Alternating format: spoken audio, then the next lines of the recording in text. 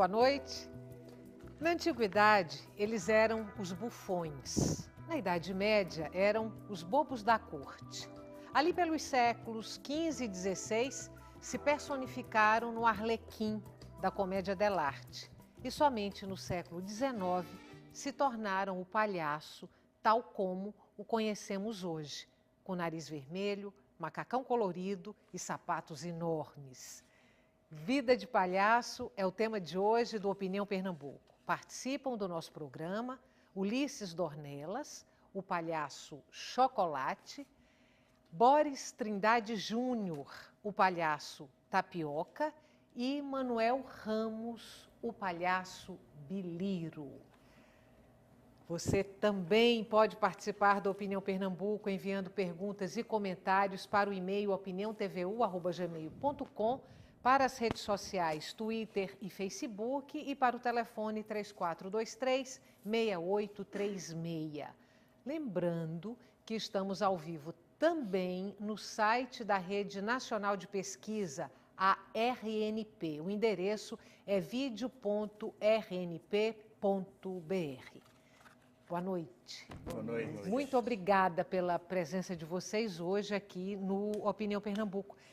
Eu quero começar sabendo um pouco da formação de vocês, como cada um de vocês descobriu a arte circense ou descobriu o palhaço, em que momento da vida se deu a escolha e como foi a formação? Boa noite, quem está em casa, com muita alegria. Chocolate veio da família dos bombons, né? Chocolate começou fazendo recreação, aniversário, festa, e a minha ligação estava com o circo. Então, circo e teatro. E aos poucos eu fui me envolvendo com os espetáculos, né? Voltado mais para a criança. E ao longo do projeto a gente foi se moldando a cada etapa, a cada fase, a gente foi se aprimorando, pesquisando, estudando, porque para fazer circo ou teatro a gente precisa estudar muito, porque fazer espetáculo para criança não é tão fácil.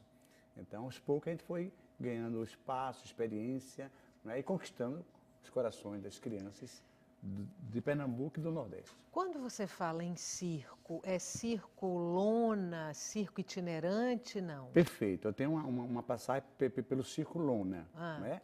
E depois dessa passagem pelo Circo Lona, onde fizemos homenagem aos grandes palhaços do Brasil, a Relia, Torres, o Picolino, né? A Carequinha, certo? E muitos outros palhaços. Nós começamos a transformar o Circo Lona aonde nós chegássemos, chegar com o nosso circo. E aí passou a ser o palco volante, não é? E aí a gente foi se adaptando a cada lugar, a cada parada que nós chegamos. Boris, e você? Você vem de uma família tradicional de advogados. Isso. Você tem 4 ou 5 irmãos, inclusive, que seguiram a profissão do seu pai, que, né? E o circo entrou na sua vida como? Na realidade, o circo é uma arte uterina, né? Poucas pessoas sabem, mas meu pai, quando era jovem, ele tinha um circo.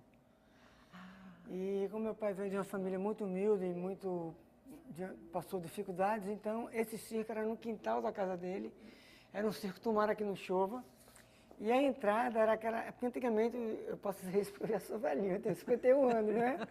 Mas com um corpinho de 49. Então, naquela época... Porque você é atleta também, né? A gente ainda tinha aquelas... Eu ainda peguei aquelas garrafas de leite, era em garrafa, né? Então, a entrada no circo de papai eram aquelas garrafas de leite, era jornal, que ele vendia para o sustento da família. Então, eu acho que isso já estava no sangue, é uterino. Mas eu realmente resolvi fazer circo como vocação, como meio de vida, a partir dos 22 anos. Antes começou como uma brincadeira na Nova Jerusalém. Ou seja, seu pai deixou o circo pela advocacia e você retomou o circo na família. É, mais ou menos isso, porque papai começou, na realidade, com circo, depois foi fazer teatro, ele trabalhou muito tempo com Barreto Júnior, e depois se estabilizou na advocacia e voltou para o teatro, né? E eu, graças a Deus, cara, encontrei o circo na minha vida. Eu sou tão feliz quando eu falo de circo, porque realmente eu me encontrei. Porque foi difícil, uma decisão difícil. Porque nos meus 22 anos eu não sabia se ia fazer direito, porque eu tenho o mesmo nome do meu pai. Então eu tinha uma cobrança familiar. Todo mundo, você é filho de Boris Trindade, você vai ser advogado. A cobrança da sociedade. E eu não sabia se ia fazer educação física, porque eu também fazia ginástica olímpica. Fiz dos 10 até os 22 anos. Então eu entrei numa crise existencial, né? E sabe uma coisa? Eu quero estudar arte. Aí, quando eu falei para meu pai, não esqueço nunca, papai, eu não quero ser advogada. Aí meu pai chegou para mim e falou, meu filho, não importa o que você vai ser na vida, mas o que você procurar fazer, procure fazer bem feito. E eu tive apoio dentro de casa. Aí eu fui para São Paulo estudar teatro, aí conheci o Circo Escola Picadeiro. Quando eu pisei na lona, cara, eu disse, é isso que eu quero para mim. Manuel, e você? Aí Sua família também é uma família de circo, né? não todos meus irmãos, que eu nasci aqui em Recife, né? Minha família mora em Olinda, saiu daqui para morar em Olinda. E minhas irmãs todas sempre viveram em circo, trabalharam em circo. Tinha uma irmã que foi embora para o Circo Garcia, passou 30, 40 anos no Garcia. E a minha outra irmã trabalhava no Tiane.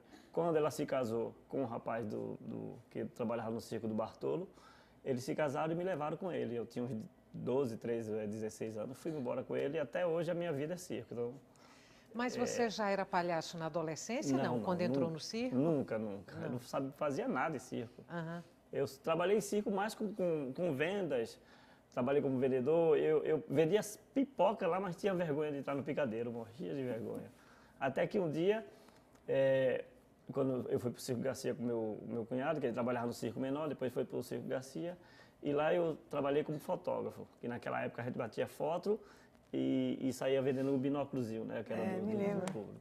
E eu era fotógrafo e revelava aquilo e vendia. E aí fui pegando várias experiências. Trabalhei como assistente de mágico do Garcia. Eu vendia foto e entrava lá como assistente de mágico. Depois fiz magia cômica com um parceiro meu, né? Ele me chamou para fazer magia cômica com ele, eu fui. E fui perdendo o medo do picadeiro, até que meu cunhado montou o Empire Circo e me trouxe para trabalhar com ele. Aí nessa minha experiência, porque eu pensava que eu não tinha aprendido nada no Garcia. Porque eu convivi com rapadura, com Faxinildo, Cochicho, os palhaços que entravam no Garcia e saía e tal. E eu convivi muito com eles, vivia lá no camarim brincando e assistindo eles, né? Quando cheguei aqui, eu comecei a passar a experiência deles para o palhaço daqui do Nordeste, o palhaço que estava no circo do Empire Circo, do meu cunhado. Passar a experiência deles para eles. Até que um dia faltou o palhaço, meu cunhado falou, é tu mesmo que vai ter que entrar. Eu entrei morrendo de medo e faz 15 anos, 16 anos que eu estou nessa... Ou seja, a escola foi o picadeiro. A escola foi o picadeiro. Foi o picadeiro. Olha só, a gente falou aqui, vocês falaram aqui da paixão, da atração pelo circo. Mas aí no circo a gente tem o malabarista, o domador, tem o mágico, tem o trapezista. Como é que vocês chegaram na figura do palhaço? O palhaço é o encanto do espetáculo, não é isso? É. Então, não pode faltar tudo, menos o palhaço, é a alegria do circo. Então, ele é quem conduz o espetáculo. Ele faz a ponta entre o trapezista, entre o acrobata, entre o apresentador, entre o que vai acontecer. Então, ele é essa ponte de ligação. E é a responsabilidade maior do maior, circo. né? Então, tem alegria, tem um palhaço conduzindo a alegria do circo. Então, acho que ele é o mensageiro da folia, dos espetáculos. Então, é ele que incendeia de alegria a multidão. Então, é esse elo. Não existe alegria sem um palhaço. Acho que o palhaço tem essa função de levar alegria. Na realidade, o meu processo foi um processo... Assim, eu comecei, antes de ser palhaço, eu comecei como acróbata. Né? Porque como eu fiz ginástica olímpica dos 10 aos 22 anos... Foi isso que eu estava achando, que ele, como ele é atleta, ele foi ser palhaço, né? Eu comecei fazendo, quando eu cheguei em São Paulo para estudar, eu entrei na escola de circo porque eu já tinha uma certa idade e não queria mais fazer ginástica olímpica e estava cansado de competir, né? Competir basta a vida, né? Aí quando eu entrei no circo, eu me apaixonei e eu fazia acrobacia de salto, porque eu já fazia cama elástica, eu já fazia mini trampo, porque eu já fazia. Aí eu comecei a estudar uma coisa assim, que é uma energia, uma emoção, chamada trapézio de voos. Então eu me especializei em trapézio de voos e simultaneamente palhaço. Aí no espetáculo eu comecei fazendo trapézio, só trapézio. Aí teve um dia que não teve um palhaço, aí Zé Wilson, que era o diretor, rapaz, tá na hora de tu entrar, né? Que tu tá ensaiando com picolino. E eu entrei, né, como palhaço. Mas foi uma consequência. E na realidade, Se a gente parar para analisar, os grandes palhaços já têm uma certa idade. Por quê? Porque a vaidade já deixou um pouco de lado. Quando eu entrei no circo, eu tinha 22 anos, e eu tinha aquele problema do ego, né? E trapezista é a bala que matou Kennedy no circo, né? Porque todo mundo quer fazer trapézio de voo, né? Sem desmerecer as outras artes. Mas é a sensação, né? Você vai cair, não vai, né? E eu entrei nessa coisa, eu tinha 22 anos, o ego, aquela coisa toda. E aconteceu exatamente isso. O tempo vai passando, porque o circense também é um atleta, né? Ele tem uma vida útil, né? Então, você começa a sentir dores na coluna, dores no ombro, principalmente no ombro, trapézio de voo e joelho, acrobacia. Então, você vai começando a deixar de lado a parte acrobática e vai começar, e a vaidade, exatamente, e começa a se dedicar ao palhaço, sabe? Então, você vê, os grandes palhaços já têm uma grande idade, uma idade avançada, não têm o ego aflorado, porque já passaram por essa etapa dentro do circo. E se eu soubesse que o palhaço era tão bom, eu tinha feito antes. Como é seu treinamento? Como é que você constrói o texto, as piadas? Você tem um orientador? Você descobre tudo sozinho? Não. Normalmente, as piadas já estão, da maioria, no meu caso, a maioria já estão prontas. Sempre os palhaços levam muitas piadas que outros palhaços não levam. Só que cada um faz de sua forma, entendeu? Você vai no circo, você vai ver a mesma palhaçada que outro palhaço leva, só que aquele vai levar do jeito dele, diferente. A gente acrescenta algumas coisas, né? Que você pega no dia a dia, algum ditadozinho que está rolando no momento, né? Algum bordão. Mas as palhaçadas, no meu ponto de vista, são quase a mesma. E algumas coisas que você vai tirando. Tipo, tem uma reprise que eu faço, tipo Chaplin, onde o apresentador vem, briga comigo, não deixa eu entrar, tá, e bate em mim.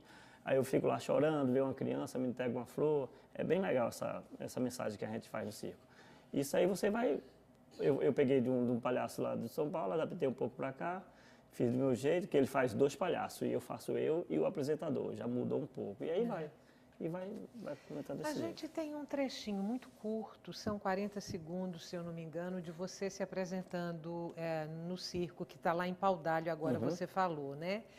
Enquanto a produção localiza essas imagens para a gente mostrar aí esse trechinho, aí a gente vai conversando aqui. Tá, já achamos. Olha só. Essa daí, essa é a reprise do apito da flor. Que eu entro, vou brincar com todo mundo e o rapaz não vai deixar eu apitar. Ele não vai deixar eu brincar e dançar com o pessoal. Né? Você ainda fica nervoso na hora de entrar em cena? Lá atrás, quando eu passo da cortina, eu não fico mais. Até porque eu sou DJ, né? Então eu não tenho mais um nervosismo que os artistas têm, porque eu sou DJ, então quando ele me anuncia, eu já saio correndo, já entro direto. Aí. Passou da cortina, o nervosismo acaba. Boris, você esteve até bem pouco tempo com um espetáculo no Teatro Marco Camarote, o espetáculo Tapioca, que leva o nome do seu personagem. Nesse espetáculo, você discute um pouco a questão das políticas públicas voltadas para o circo. Qual é a situação do circo hoje no Brasil e aqui em Pernambuco? Bem, o espetáculo, na realidade, é um espetáculo para rir e refletir. Por que refletir? Porque eu acho que, tipo assim, quando eu era criança, eu me lembro que os circos vinham para Recife e armavam no Cais do Apolo. Isso. Era um ponto tradicional do circo. Hoje não é mais.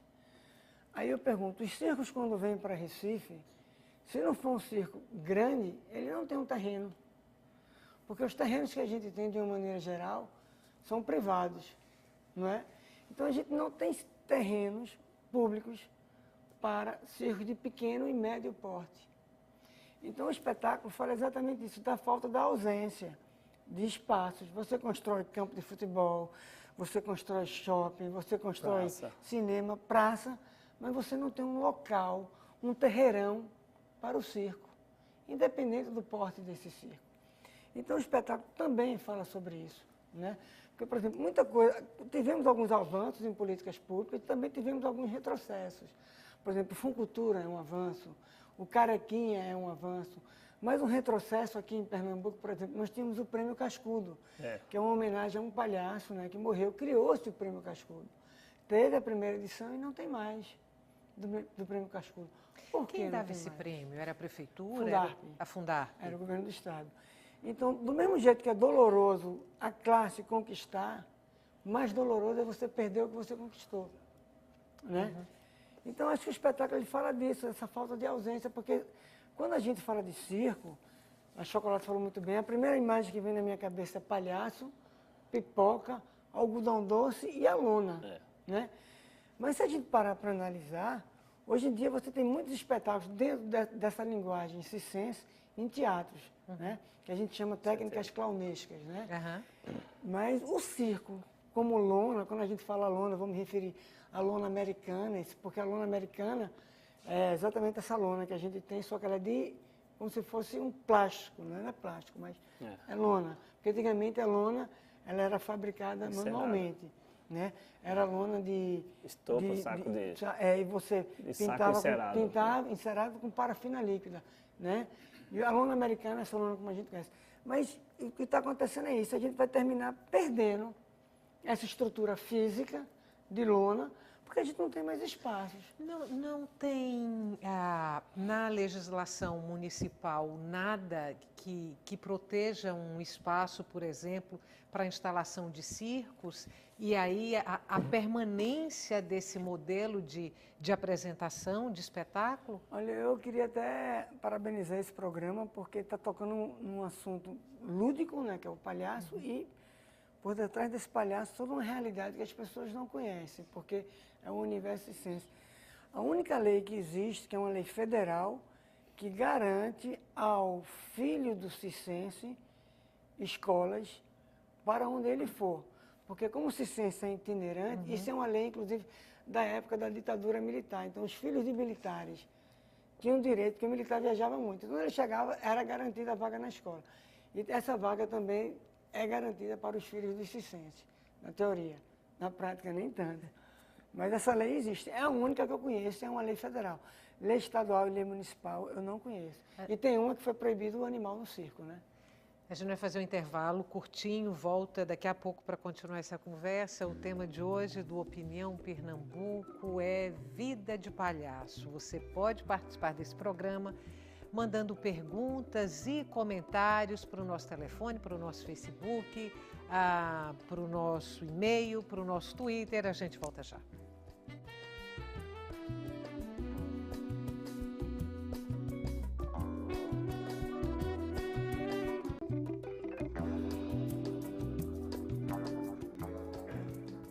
Estamos de volta com Opinião Pernambuco. Participam do nosso programa Ulisses Dornelas, o palhaço Chocolate, Boris Trindade Júnior, o palhaço Tapioca, e Manuel Ramos, o palhaço Biliro.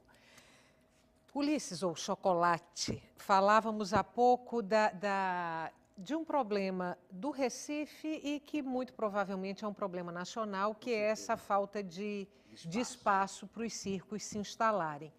Mas você há muito tempo sobrevive com seu personagem, mais nos teatros, ou exclusivamente nos teatros e... Itinerante também, viajando. Mas em circo não, em praças. Em praças, né? Porque são shows que você faz. Foi o que o Boroca falou aqui agora há pouco. Há pouco espaço para o circo com a lona, com toda a estrutura dele. Então, há falta de espaço. Então, qual a minha alternativa? Como eu sou de teatro, né? Então a gente monta um espetáculo dentro do teatro e depois transforma também em grandes eventos, grandes shows. E faz de forma itinerante, é o que eu falei. Aonde eu chego, eu monto meu circo. Eu monto meu palco, meu som, minha luz, minha estrutura, meu cenário e faço o espetáculo. Então, você é seu empresário. Eu me produzo. Por quê? Porque é difícil você encontrar um produtor, um empresário que acredite no seu projeto. Então, eu comecei a verificar que era importante essa produção. Então, você criar um espetáculo, você montar um espetáculo, fazer com que ele chegue até o público, né? Conseguir através de parceiros, assim, alguns parceiros que até hoje permanecem conosco. Então, isso fez com que, não é, o nosso espetáculo começasse a ter um trabalho mais itinerante. Então, eu faço em Recife eu vou também viajando, eu vou chegando a cada lugar com uma estrutura que eu faço no teatro, né? E o Ulisses Dornelas e o Palhaço Chocolate vão muito bem, obrigada. Trabalhando muito. Aham. Ulisses, eu digo assim, o Ulisses é a oficina, né, de criação. Ele está criando um roteiro, está fazendo uma música, fazendo um arranjo, né? Isso para levar para o palco. Né? A gente tem imagens também aí do Palhaço Tem. Chocolate se apresentando. Eu vou pedir a produção para a gente. Que espetáculo é esse, Ulisses? Esse é o espetáculo que eu faço no Parque 13 de Maio. No Dia que das é um grande Crianças. Dia da Criança. Então, dia 2 de outubro é encontro marcado aqui em Recife, no Parque 13 de Maio. É um grande evento. Então, envolve assim uma média de quase 100 artistas, atores, bailarinos, educadores, circenses, músicos. Né? E todo esse Então, pessoal faz parte da sua equipe? Hoje nós temos 48 pessoas permanentes no nosso grupo, né? Fora as pessoas que a gente convida de acordo com o tipo de espetáculo. Isso aí é um deles. A gente viaja bastante, olha que multidão. Isso aqui, eu digo sempre assim, este aí no dia 2 de outubro é o maior show infantil ao vivo do Brasil, com certeza. Em lugar nenhum do Brasil, no dia 12, tem um show nessa dimensão, onde a gente tem um palco imenso, uma passarela de 45 metros, onde eu vou até o meio do Parque 13 de Maio. Você falou 48 pessoas na equipe, Na entre equipe. artistas e técnicos? Não, entre artistas e técnicos, músicos, né, bailarinos, atores, circenses. A gente falou do seu espetáculo, do espetáculo Tapioca. Se eu não estiver enganada, eu não tenho imagens desse espetáculo, mas tenho de 2 espetáculos seus anteriores, que foram Na realidade, assim que eu voltei... 4 bores, né? Não. E tem um outro. Um espetáculo chama-se 4 e o outro chama-se Cabaré. Certo. E o atual é Tapioca. 4 é um espetáculo que fala sobre os 4 movimentos que influenciaram a cultura pernambucana, que são os 3 ciclos, o ciclo carnavalesco, o ciclo junino e o ciclo natalino. Esse é 4. 4. Aí A eu coloquei gente tem imagens desse espetáculo, tem fotos. Enquanto você vai falando, Certo. a gente vai vendo as imagens do espetáculo. Continua, Boris, por O favor. espetáculo 4 é um espetáculo que fala exatamente isso, sobre os 4 movimentos que influenciaram a cultura pernambucana, que é o ciclo natalino, o ciclo junino, o ciclo carnavalesco. E como o afro, o movimento afro não é um ciclo, então eu botei 4, porque são esses 4 movimentos. 4 porque eu fazia a junção do circo, do teatro, da dança, isso, e da ginástica olímpica. Né? Também 4 por isso. O outro espetáculo chama-se Cabaré. Esse ainda é 4. 4. Quando você monta um espetáculo, você idealiza esse espetáculo como? E aí você chama alguém para te dirigir? Tem alguém que dirige o Palhaço Tapioca? Olha, esse espetáculo, particularmente, a produção e a direção circense foi minha. Eu chamo sempre um diretor teatral, que é Zé Manuel, que dirigiu 4. Já Cabaré, a direção ainda é 4. Já Cabaré, não, a direção circense é minha, a direção teatral de Douglas Duan. Aí também é 4, que eu trabalho com Neon. E o atual, que é Tapioca, é um solo. Quanto tempo você fica em cartaz com um espetáculo desse, normalmente? Olha, eu não estipulo um tempo, porque geralmente os meus espetáculos, eu faço espetáculos na rua ou em teatro, mas mesmo assim são espetáculos vendidos, né? Eu não arrisco muito bilheteria. Você não arrisca bilheteria? De uma maneira geral, não. Que ainda é um risco muito grande, né? Eu não sei, porque se a gente parar e fizer um retrospecto, eu acho que o Funcultura teve um lado muito positivo, mas teve um lado muito negativo, porque engessou. Eu me lembro que eu sou de uma geração, Ulisses ia muito lá em casa, você também já trabalhou conosco em algumas produções nossas. Antigamente, você tinha grandes produtores, você tinha meu pai, você tinha Zé Mário, Astragésio, você tinha Paulo Góes, né? Quer dizer, tinha todo, e tinha uma geração junto que vinha surgindo. Paulo de Seu pai era Aquários, né? Aquários, Aquários Produções Artísticas. E as pessoas produziam sem depender de Funcultura e a coisa era só de bilheteria. Né? A gente conseguia a gente perguntava com televisão, perguntava com rádio, perguntava com jornal. Hoje em dia, quando você chama uma pessoa para trabalhar, a primeira pergunta que a pessoa faz é pelo Funcultura ou não. Porque se for pelo Funcultura, ela tem um preço, sabe? Se não for, nem sei se ela faz. Então, assim, Inclusive, essa é uma experiência nova para mim. Pela primeira vez na vida, eu também estou fazendo um espetáculo com dinheiro público, né? O que é a Tapioca Funcultura. é Funcultura. Funcultura, os outros não, tudo... Manuel, Boris falou há pouco de uma lei federal que garante aos filhos dos artistas circenses o ingresso nas escolas em qualquer momento do ano que essas crianças chegarem para serem matriculadas. Como é que foi com você? Você disse que entrou no circo ali na casa dos 15 anos. Você conseguiu conciliar estudo e trabalho no circo? É que na minha época já era mais difícil. Essa lei existia, mas não era tão rígida como hoje em dia. Hoje em dia eles são obrigados a aceitar os filhos de circo. Na minha época, não. Eu não cheguei a terminar os meus estudos. Você parou para ficar no circo? Para trabalhar no circo. Mas também foi como eu fui com minha irmã sozinha, e inclusive ela saiu do Garcia e eu fiquei lá só, quando eu fui embora do Garcia. E eu fiquei sozinho no circo, então não segui. Mas os meus amigos tudo estudavam. Eles iam para o colégio, tudo, e eu trabalhava, né? Trabalhava como pintor, com tudo. Hoje em dia, meus filhos estudam. Eu tenho 3 filhos e eles estudam. Inclusive, a gente estava armado aqui foi ótimo para a gente, porque a gente ficou 5 meses na Avenida Recife e eles ficaram 5 meses estudando aqui. Um colégio ótimo que abraçaram eles. Tem lugar que você chega, que o colégio abraça os meninos e tratam super bem, mas tem lugar que é difícil. Tem preconceito. Tem um preconceito muito grande com o circense. Aí, quando a gente fala da lei, aí é que eles acolhem. Mas você tem que primeiro lembrar da lei para ele que nos acoberta. O circo que você trabalha hoje são quantas pessoas? Entre palhaços, trapezistas, todo mundo? O Palhaço Chocolate tem mais gente que o nosso circo. Tem 35 a 40 pessoas trabalhando lá no circo. E vocês estão em Paudalho até quando? Estamos em Paudalho até domingo, esse domingo agora. E na próxima sexta-feira, na outra sexta, nós vamos estrear em Lagoa do Carro. A gente passa 3 semanas em cada lugar, o nosso circo. Só aqui na Avenida Recife que a gente ficou 5 meses. E como é que vocês lidam com esse problema que foi levantado aqui também, que é essa falta de espaços para os circos? Inclusive lá em Paudalho tem uma área muito reservada para eventos. Só que para circo eles não deixam. Fazia 5, 6 anos que não entrava um circo em Paudalho. Área pública, área da prefeitura? Área da prefeitura, mas eles não deixavam armar circo. O meu cunhado foi lá, aí foi que ele começou a se lamentar, falou que estava com vergonha da profissão dele. Rapaz, eu tenho vergonha da minha profissão porque você tem um espaço para evento e meu circo é um evento, é cultura e vocês não deixam armar.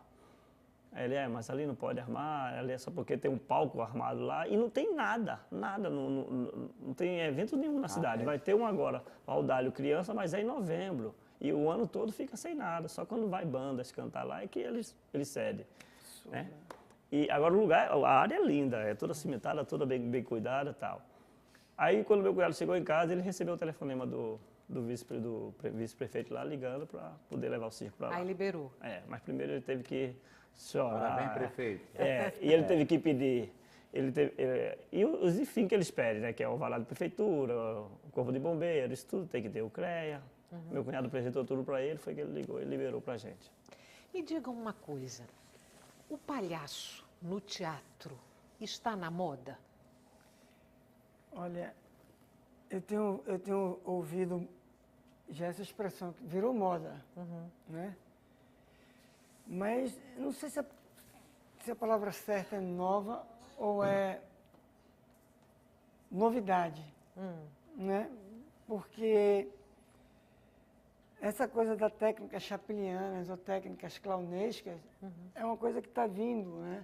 Porque o palhaço brasileiro, ele é muito verborrágico, que é totalmente diferente do palhaço europeu. O palhaço europeu trabalha muito em cima das técnicas chapelianas, então é muito pantomima, né?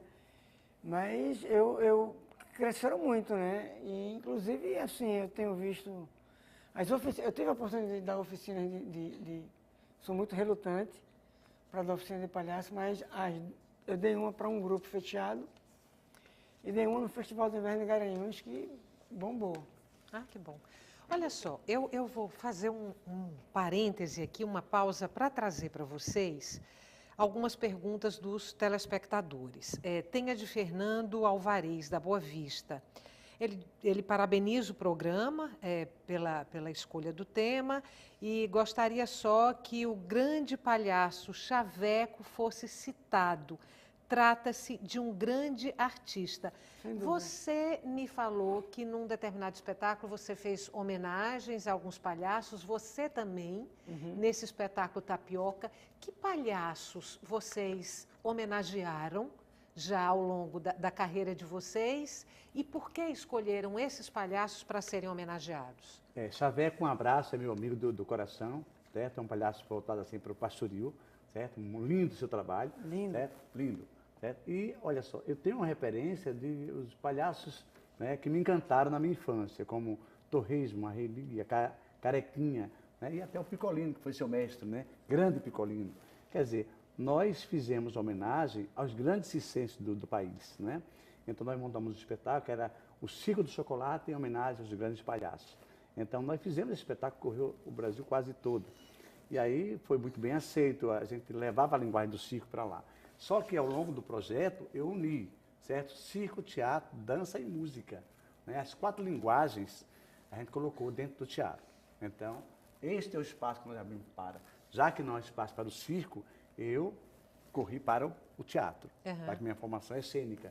Então eu fiquei dentro do teatro e hoje eu vivo do teatro, eu vivo dentro do teatro. Aí do teatro eu já saio com um show montado para chegar nas praças, no ginásio, estádio de futebol, e aí, né, nós vamos construindo. Cada lugar que a gente para é o nosso circo. Boris, os palhaços que você presta homenagens nesse espetáculo Tapioca. Primeiro, Chaveco, eu quero dizer a você que eu comprei o seu CD, eu tenho o seu CD. E gosto muito do seu trabalho, como também gosto do de Valmir Chagas, não posso deixar de... Mas o meu palhaço, o meu espetáculo especificamente, eu homenageei os palhaços com quem eu tive uma ligação afetiva diretamente, os palhaços que me influenciaram. Primeiro, na minha infância, era uma dupla de palhaços maravilhosa chamada Cocorote e Brasinha, que era Pascoal Pacheco e Aramis Trindade, que era uma dupla de palhaços do Circo Raposa Malhada, na Nova Jerusalém. Depois eu tive a honra, cara, o prazer, a felicidade de ter Picolino como meu professor durante 4 anos. Foi uma dádiva de Deus, uma dádiva. E tá bem velhinho ele, né? Um anjo, um amor. Tem um... Roger. E depois homenageio também outro grande professor que eu admiro muito, que é Luiz Carlos Vasconcelos, que é o palhaço Chuchu. Tive a oportunidade de fazer com ele 2 cursos de teatro, 2 cursos de palhaço e um de circo. Um na Universidade Livre do Circo da França, que era um projeto da Secretaria de Cultura da França com a FUNAR, e depois no Teatro do Jockey, e depois no teatro físico com ele, no Teatro Sesc de Copacabana. Estou homenageando ele, porque esse cara também é um mago também, sabe? E depois os palhaços daqui de Pernambuco, que eu tenho uma relação afetiva, trabalhei e foram meus professores, Joinha e Pinóquio, né? Então, eu homenageei essas pessoas que influenciaram direta e indiretamente a minha formação. Mas eu falo no texto do espetáculo, tem um momento que eu estou de palhaço, aí eles aparecem em cena, né? É um artista plástico que fez, Pedro Gilberto, e são esculturas, e o rosto, tudo. Aí eu tiro o nariz, porque para mim o nariz é que simboliza. Aí eu tiro o nariz, me viro e digo, vocês estão aqui. Mas na realidade essa festa não é para mim. Essa festa é para todos vocês e para todos os outros, né? É um momento assim lúdico, poético, que toda vez eu me emociono. Manuel, o palhaço ou os palhaços do seu coração? Inclusive, eu estava falando do Cascudo, eu aprendi muito com o filho do Cascudo, que é o Cascudinho, que trabalhou lá no Impário Circo muitos anos. E como eu era DJ, ele cantava paródia, aí eu ficava botando as músicas para ele. Eu aprendi muito com ele, assistindo ele. Tanto que quando ele foi embora do nosso circo para outro circo, né? Ele saiu do nosso circo para trabalhar em Alagoas e outro circo, eu tive que substituir ele. Então, esse é um dos meus melhores orgulhos, que ter substituído o Cascudinho, né? Eu substituí ele e segurei a peteca. E, olha só, para a gente fechar esse bloco, Marisa Andrade, da Várzea, ela telefonou para o programa para dizer o seguinte: o circo é educativo não só para as crianças, como também para os adultos. É assim? Com certeza, essa casa mágica de cores, rodas, emoções e fantasia. O circo é uma casa de educação. É no circo que a gente aprende tudo, no circo, no teatro. Então, é um espaço onde a família está junta, né, está presente. Eles cantam, eles brincam, eles esquecem qualquer trauma da vida, né? O circo é esse espaço, né, terapêutico da risada, né? Então, o circo é essa casa mágica. Eu digo assim, é um canto mágico o circo. Então, prefeitos, governadores, presidenta, olhe o espaço do circo, né? Eu acho que a coisa mais importante que eu aprendi no circo foi a usar a primeira pessoa do plural, nós. Porque o circo, ela é uma arte coletiva, né? E artesanal. Porque você chega numa cidade, você tem que limpar o terreno, você limpa em grupo. Você tem que montar a lona, você monta em grupo. A estrutura cênica é em grupo, né? E é uma linguagem coletiva, aglutinadora. Né? No circo você tem teatro, você tem dança, você tem música. Enfim, é uma grande escola. Contato com o povo, né, que você aprende muito. Mais um intervalo, curtinho. A gente volta daqui a pouco para continuar essa conversa. Vida de palhaço é o tema de hoje do Opinião Pernambuco. A gente volta já.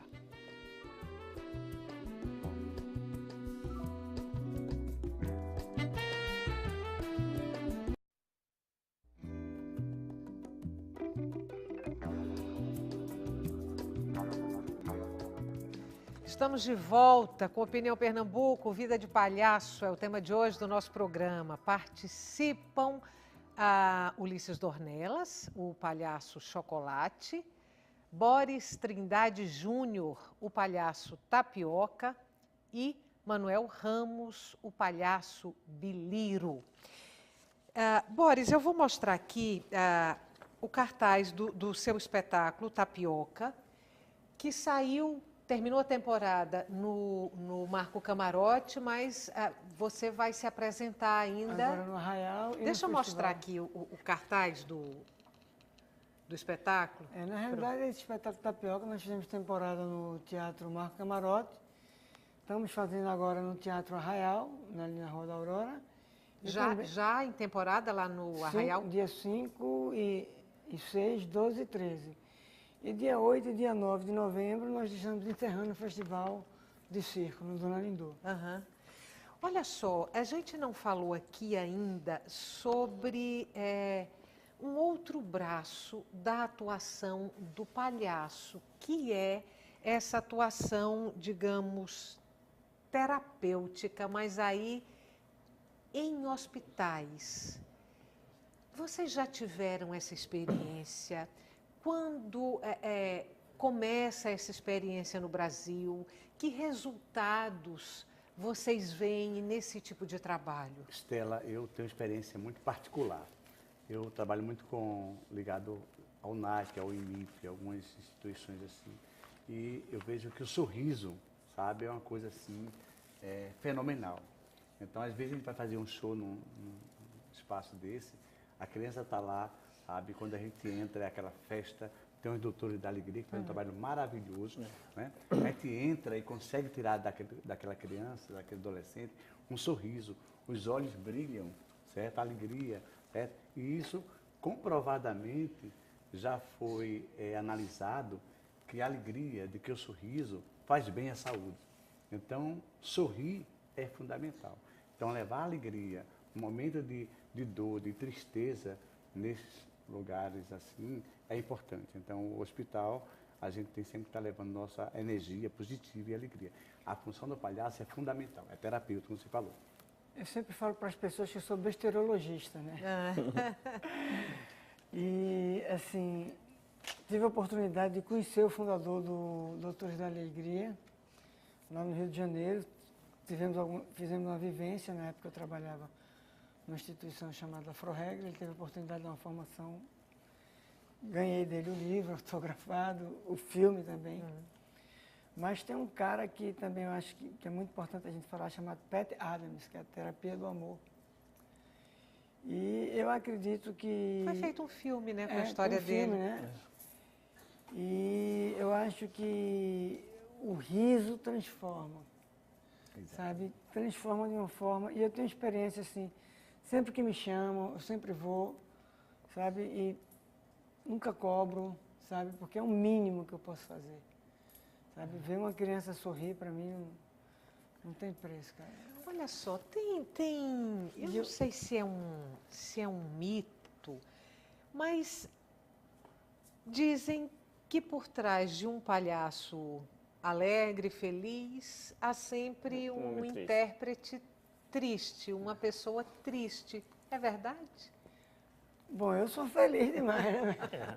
Eu sou feliz porque faço o que sei, o que gosto, tenho uma família maravilhosa, uma esposa, Há uma história bem interessante. família, né? Bonita, Filhos, assim. né? Mas, assim, eu lógico que tem momentos de tristeza, porque também a felicidade não é eterna, É né? ser humano, né? Existem momentos de felicidade, né? E tem fatores externos que interferem, mas eu sou feliz pra caraca, cara. Eu agradeço a Deus todo dia. Há uma felicidade interna muito grande. Então, há uma história bem interessante que o circo chegou na cidade e aí todo mundo ficou feliz. Ia para o espetáculo, assistia, né? Então estava triste, ia para lá.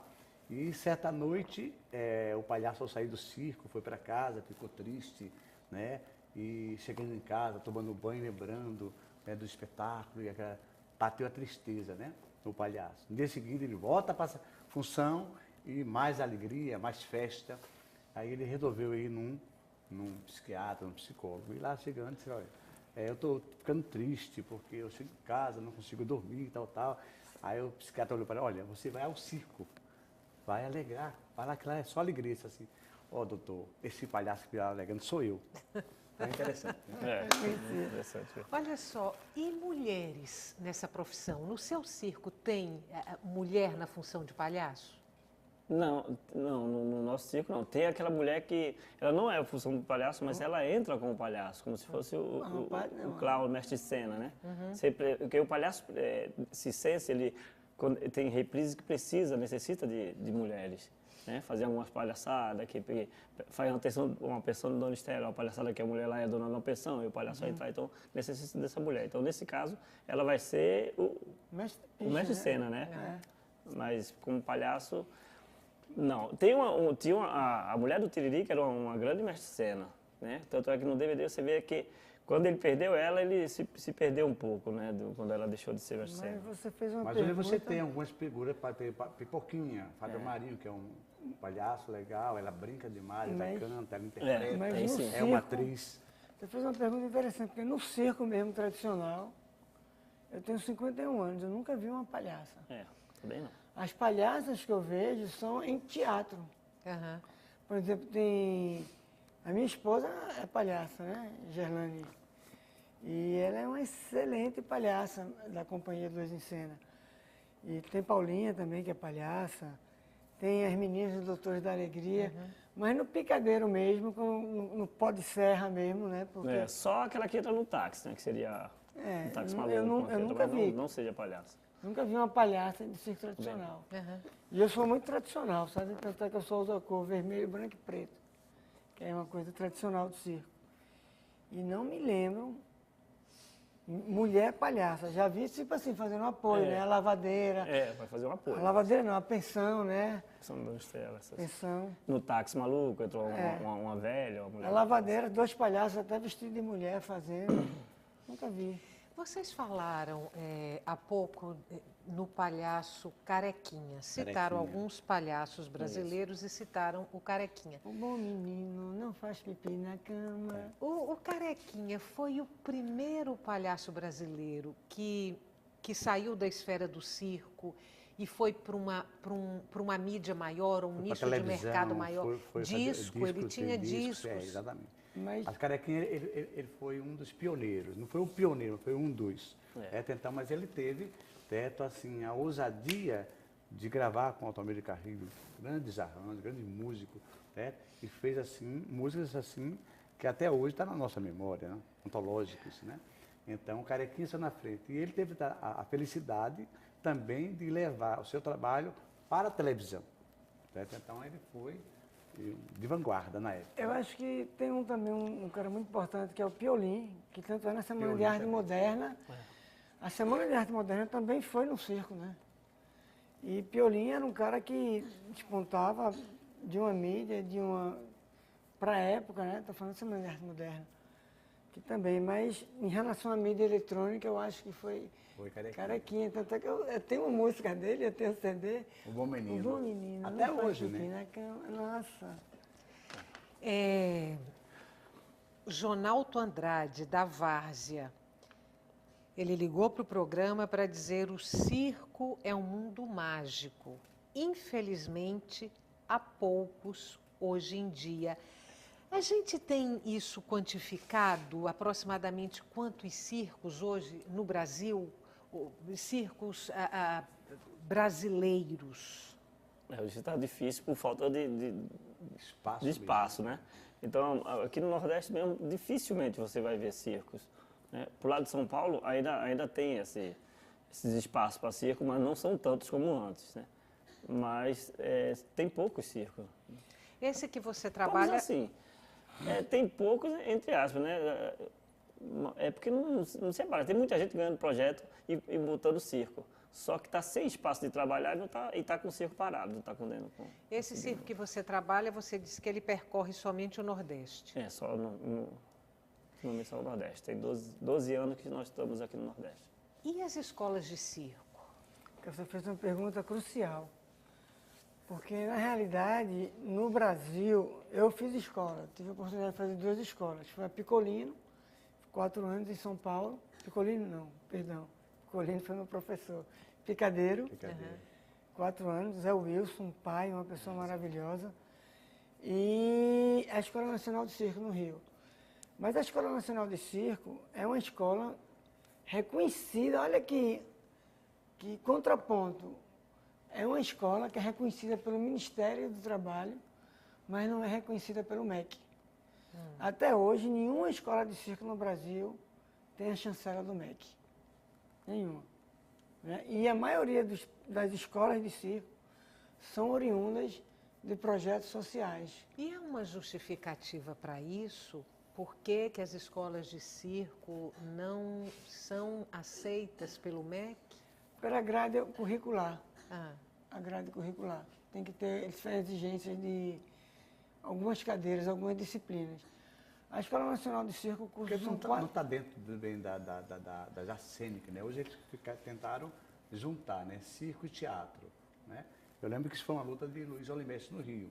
O Olimestre é um trabalho... Foi o fundador da Escola Nacional de Escola de Circo no Rio de Janeiro. Quer dizer, então, é um trabalho bastante abalizado, né? Comprovado. Né? Então, há uma tendência de juntar as artes cênicas, né? Colocando o circo dentro dessa grade. Só que tem, como você falou, uma grade específica de circo. Né? Tanto é que até hoje é circo, teatro e ópera, né? Que eles fazem, né? Mas, assim, eu acho que era um momento, sabe? Numa cidade como Recife, não tem uma escola de circo. Você Recife tem projetos não tem? sociais. Da Várzea funciona. Aqui você tem a Escola Pernambucana de Circo, que eu fui o fundador, junto com o Zésio de Oliveira, né? Fiquei um período na escola, depois me afastei, que eu fui morar em São Paulo, no Rio, Europa, enfim. Aí voltei, tenho o meu projeto social, que é o Pirueta Circo Social, que também é uma escolinha. Hoje eu coordeno o trabalho do Circo Social Uninassal, que é com crianças com síndrome de Down, com a linguagem de circo. Mas todas essas escolas, né, são oriundas de projeto social, inclusive que é uma metodologia nossa, criada no Brasil. Né? Mas eu acho que esse é um antagonismo, eu não consigo entender. Porque a Escola Nacional de Circo ela é reconhecida pelo MEC, não é reconhecida pelo MEC e é reconhecida pelo Ministério do Trabalho. Tanto é que você forma técnicos, né? Você sai com diploma sindicalizado, tudo direitinho. Me fale daquele seu projeto de resgatar, de revisitar as cantigas brasileiras e as cantigas de roda. Nós fizemos uma pesquisa, né? E as cantigas de roda estavam deixando de ser cantadas, né? Então, hoje as crianças não conhecem mais nossas cantigas de roda. Então, eu fui pesquisando e fui trazendo para a criança de hoje com novos arranjos, né? Desconstruindo algumas músicas, como Atirei o Pau no Gato, Não Atirei o Pau no Gato, né? Boi da Cara Preta, né? A gente fez um novo arranjo com nova letra. Então, isso foi um encanto, porque as crianças não conheciam, né? Nós começamos a fazer, levamos para o teatro, fizemos um caráter experimental primeiro, e depois nós começamos a montar um show voltado para isso. E esse show já virou um CD, né? Está previsto para o ano que vem, 2015. O Chocolate tem 39 anos de alegria, de festa, de evento, de teatro, de circo. O ano que vem a gente vai montar um grande show, né? Partilhando cada pedacinho e tendo como carro-chefe as nossas bonitas cantigas de roda. Você criou o Palhaço Chocolate, você criou o Palhaço Tapioca. Biliro, você herdou, quer dizer, você assumiu o Biliro quando, num dia de espetáculo, o intérprete do palhaço não pôde entrar em cena, ou você construiu o Biliro? É um personagem criado por você? Biliro era um apelido que eu tinha, né? O pessoal já me apelidava de Biliro. Porque grampo de cabelo aqui em Pernambuco, teve uma discussão lá com uns parentes meus lá do Circo Garcia, que era seu Ari, que ele era... A mulher era pernambucana e ele era baiano. Aí eles estavam brigando com o Biliro. E ele chamava de Miss lá na Bahia. Aí eles me chamaram, o que é isso aqui? Eu falei, é o Biliro. Aí eles começaram a rir. Aí foram ver no dicionário, estava escrito lá Biliro, grampo de cabelo, em alguns situado em alguma região do Nordeste. Tá? Aí ficou Biliro, o meu apelido. Quando faltou o palhaço no circo, que o meu cunhado falou, tu vai ter que entrar, tu vai se adaptando aí que tu vai entrar. Eu entrei, foi o primeiro nome que eu pensei, foi Biliro. Uhum. E eu peguei o Biliro, agarrei o Biliro com força e eu criei o Biliro dessa forma. Tem uma indumentária, uma vestimenta única, própria, porque a sua roupa é essa, a do Palhaço Chocolate é essa. Você falou que só usa 3 cores, né? Vermelho, branco e preto. Vermelho, branco e preto para o Palhaço Tapioca. E o seu? O meu é mais a pintura, é só o rosto branco. Agora a roupa pode ser qualquer. Pode variar? Pode variar, só a pintura. Também. Agora a pintura do palhaço é muito importante. O meu cunhado, eu pintei o rosto todo de branco e preto, só os branco e preto, né, no rosto. O meu cunhado queria que eu pintasse vermelho. Aí eu falei, aí já não é mais o Biliro. Se você mudar um risco, já não sou mais eu, já não é mais o Biliro, é outro palhaço. Então o palhaço tem que ter aquela cara, né? Aquela pintura. A pintura é como se fosse uma impressão digital, né? É a marca. É a marca. Agora, Estela, eu queria aproveitar o seu programa, você fez uma pergunta anterior, se me permitir. Eu acho que está na hora, sabe, do governo municipal, ou governo estadual, pensar em criar uma escola municipal de circo ou uma escola estadual. Né? Porque muita coisa a gente perdeu. Mesmo. Quando eu era criança, minha tia fez balé no Teatro Santa Isabel, tinha uma escola de formação, não tem mais, de dança. Né? Antes a gente tinha o teatro... Tânia Trindade, que era ali no Teatro Santa Isabel. Tinha um curso de balé, de formação, não tem mais, perdeu. A gente tinha o Teatro Joaquim Nabuco, né, que era o curso de extensão da Faculdade Federal. Perdeu. Quer dizer, coisas que nós construímos foram desconstruídas. Como é que uma cidade como Recife não tem uma escola de... Se você quiser fazer balé clássico, estudar dança, você tem que... Ou você tem dinheiro para ir para uma academia ou não vai. Né? Aí não tem uma escola de circo, rapaz, uma escola municipal. Ainda bem que hoje a gente tem a escola municipal de frevo, né? Mas está na hora de ter a escola municipal de circo. A prefeitura, inclusive, tem um circo atualmente, né? Instalado no sítio da Trindade. Vamos começar a pensar nisso. Né? Você vai gerar renda, você vai gerar emprego. Quantos artistas estão desempregados? E quantos mestres podem passar isso para a gente? Notório saber, né? Joinha, Pinóquio, Índia Morena. São pessoas de um saber, velho. Inclusive no Rio de Janeiro e São Paulo tem muita gente que hoje em dia está lá fora e não era de circo. Aprenderam nas escolas de circo lá, que não precisa o cara ser de circo para estar na escola de circo. Tiram muito menino de rua. Olha só, o tempo da gente está acabando e eu não queria... Que pena. Eu não queria terminar sem trazer para vocês o comentário de Josemildo Soares, o palhaço Batatinha de Abreu e Lima. Queria perguntar ao Boris como ele descobriu o talento dele para palhaço e há quanto tempo ele realiza esse trabalho de brincante de circo. Vou pedir para você ser conciso para a gente poder fechar o programa. Começou com uma brincadeira no circo Raposa Malhada, lá na Jerusalém. Aham. Quando eu fui para São Paulo estudar circo, oficialmente em 1986. Então, eu vou fazer para o ano 30 anos de circo. Eu falei no início do programa que o palhaço vem dos bufões na antiguidade, depois o bobo da corte, depois o arlequim, no século XIX virou esse palhaço que vocês interpretam. Eu não sei se dá tempo, se der, a gente acho que tem imagens aí de bufões, bobos da corte, arlequim. Pronto. Aí é o bobo da corte, né? Bobo da corte. O bufão. Bufão. Aí acho que bufão também, provavelmente. Esse é arlequim? Não, deve ser um Não? bufão. Bufão? Deve Então ser. ficamos devendo o arlequim, que é aquela figura clássica, Bem, inclusive, do carnaval, com aquelas roupas de losango, né? É. Muito obrigada pela participação de vocês hoje aqui no Opinião Pernambuco. Nós agradecemos para vocês, É. Thelma, É, tá? com Com certeza, certeza. um tema sério e que eu acho que merece mais um dia. Em outra oportunidade, que não tarde, a gente volta a falar Se Deus sobre quiser. o palhaço e sobre Palhaço o é esse artista de mensageiro da circo. folia, né? Palhaço, mensageiro da folia, palhaço, teu destino é gargalhar. Beijos. Gente, boa noite, obrigada. Para você que está em casa, muito obrigada pela companhia até agora, muito obrigada pelas perguntas, pelos comentários. E o Opinião Pernambuco volta amanhã.